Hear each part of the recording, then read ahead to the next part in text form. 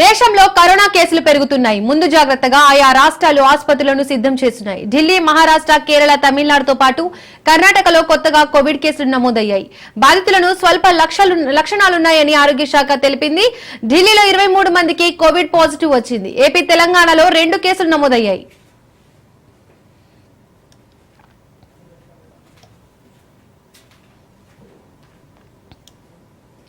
దేశంలో కరోనా కేసులు పెరుగుతున్నాయి. ముందు జాగ్రత్తగా ఆయా రాష్ట్రాలు ఆసుపత్రులను సిద్ధం చేస్తున్నాయి. ఢిల్లీ, మహారాష్ట్ర, కేరళ, తమిళనాడుతో పాటు కర్ణాటకలో కొత్తగా కోవిడ్ కేసులు నమోదయ్యాయి. బాధితులకు స్వల్ప లక్షణాలున్నాయని ఆరోగ్య శాఖ తెలిపింది. ఢిల్లీలో 23 మందికి కోవిడ్ పాజిటివ్ వచ్చింది. ఏపీ, తెలంగాణలో 2 కేసులు నమోదయ్యాయి.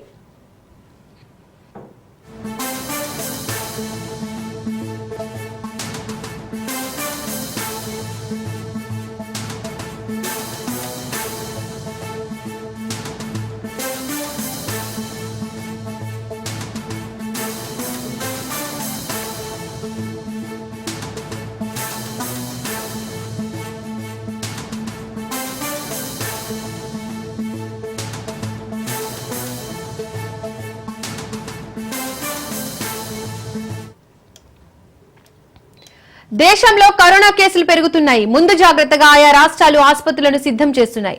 ఢిల్లీ, మహారాష్ట్ర, కేరళ, తమిళనాడుతో పాటు కర్ణాటకలో కొత్తగా కోవిడ్ కేసులు నమోదయ్యాయి. బాధితులకు స్వల్ప లక్షణాలున్నాయని ఆరోగ్య శాఖ తెలిపింది. ఢిల్లీలో 23 మందికి కోవిడ్ పాజిటివ్ వచ్చింది. ఏపీ, తెలంగాణలో 2 కేసులు నమోదయ్యాయి.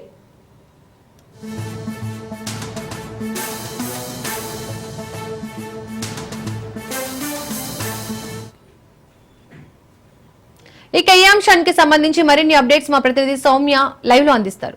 సౌమ్య, 2023లో WHO మే 2023 కోవిడ్ మహమ్మారి అంతమొందినట్టుగా ప్రకటించినప్పటికీ కూడా భారత్ లో COVID-19 స్వల్పంగా ఇప్పటికీ కూడా ప్రజలను ప్రభావితం చేస్తుందనే చెప్పుకోవచ్చు. ఈ నేపథ్యంలో దేశవ్యాప్తంగా కూడా మనం చూస్తున్నట్లయితే 260 COVID-19 కేసులు ఇప్పటికే నమోదు కాగా ఢిల్లీలో 23 కేసులు నమోదయ్యాయి. అదేవిధంగా మహారాష్ట్ర, కేరళ, తమిళనాడు, అదేవిధంగా కర్ణాటకలో ఉండేటటువంటి బెంగళూరులో కూడా 9 నెలల చిన్నారికి COVID-19 పాజిటివ్ గా ఇప్పటికే నిర్ధారించడం కూడా జరిగింది. ఇక 2 తెలుగు రాష్ట్రాల విషయానికి వచ్చినట్లయితే ఇటు తెలంగాణలో ఒక కేసు, అదేవిధంగా ఆంధ్రప్రదేశ్ కి సంబంధించి వైజాగ్ లో ఒక కేసు ఇప్పటికే నమోదైనట్లుగా వైద్య శాఖ అధికారికంగా కూడా ప్రకటించడం మనం చూస్తున్నాము. అయితే ఈ నేపథ్యంలోనే ఈ COVID-19 సంబంధించినటువంటి ఇప్పుడు ఉండేటటువంటి కోవిడ్-19 ఒమిక్రాన్ యొక్క సబ్ వేరియంట్ అయి ఉండొచ్చు అని చెప్తున్నారు. దీని లక్షణాలు కూడా చాలా స్వల్పంగా ఉంటాయని చెప్తున్నారు.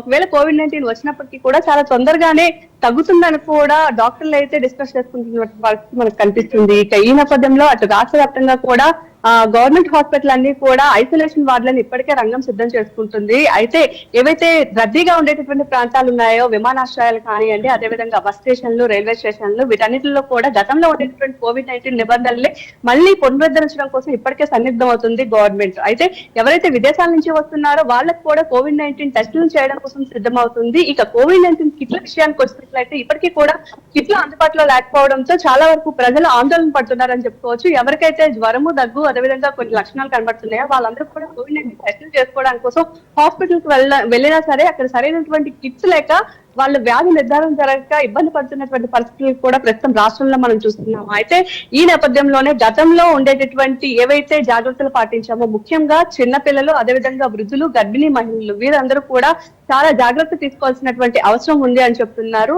అదేవిధంగా బయటకు వెళ్లేటప్పుడు శానిటైజర్స్, అదేవిధంగా మాస్క్ ధరించడం, సోషల్ డిస్టెన్స్ ని మెయింటైన్ చేయడం, ఇవన్నీ కూడా మళ్ళీ జనాలందరూ కూడా పాటించినట్లయితే COVID-19 కి సంబంధించి చాలా వరకు వ్యాధి ఎక్కువగా సోకేటటువంటి అవకాశం ఉండదు అని చెప్తున్నారు. అయితే ఈ నేపథ్యంలోనే మనం చూసుకోవచ్చు, COVID-19 కి సంబంధించి దేశవ్యాప్తంగా ఉండేటటువంటి జనాభాని లెక్క తీసుకున్నట్లయితే దేశవ్యాప్తంగా ఉండేటటువంటి జనాభాలో ఇప్పుడు నమోదైనటువంటి కేసులు చాలా తక్కువే అని చెప్పుకోవచ్చు. భారత్ చాలా వరకు కూడా ప్రొటెక్టెడ్ గానే ఉంది అని చెప్పి ప్రభుత్వాలు కూడా చెప్తున్నాయి. అయితే దీని మీద ప్రత్యేకించి కేంద్రం కూడా ఎలాంటి ఇన్ఫర్మేషన్ ఇవ్వలేదని చెప్పుకోవచ్చు. ఇక వ్యాక్సినేషన్ విషయానికి వచ్చినట్లయితే ఎవరైతే గతంలో COVID-19 సంబంధించినటువంటి వ్యాక్సినేషన్ వేసుకున్నారో వాళ్ళందరూ కూడా బూస్టర్ డోస్ వేసుకోవాలా లేదా అని చాలా వరకు జనాలు సతమతం అవుతున్నారు ఆలోచనలు అని చెప్పుకోవచ్చు. అయితే ఇప్పటికీ దీనికి సంబంధించి మాత్రం కేంద్ర ప్రభుత్వం ఎలాంటి ఆదేశాలని జారీ చేయలేదు కాబట్టి ప్రజలందరూ కూడా కాస్త అప్రమత్తంగా ఉంటే సరిపోతుంది అని మాత్రం ప్రస్తుతానికి మనకు తెలుస్తుంది.